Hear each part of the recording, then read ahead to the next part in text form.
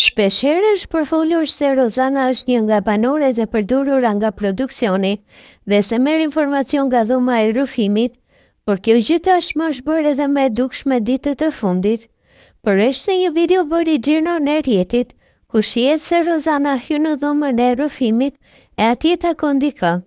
Pashtu edhe për faktin se në një bisedë me Gjeshtin, ajo e pyet atë për Eglin. Nëse Egli hyn në shtëpi, çfarë do të bëje? I thot Gjeshtit.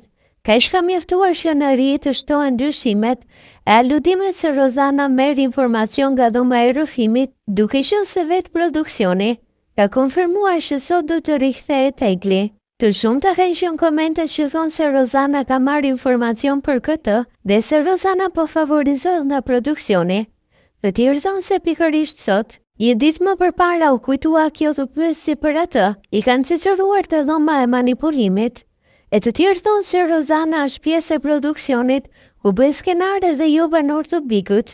Të dy këta e din që nesër futet Egli, dhe se kanë lexuar në dhomën e rrëfimit skenarin dhe se çfarë roli kanë për të pasur të shtunën. E po tani po shikojmë telenovela meksikane, se Bigu ka dështuar me kohë. Kjo nuk është hera e parë që publiku mendon se Rozana është lojtare e dhomës së rrëfimit, thjesht kohët e fundit kjo është bërë më e dukshme.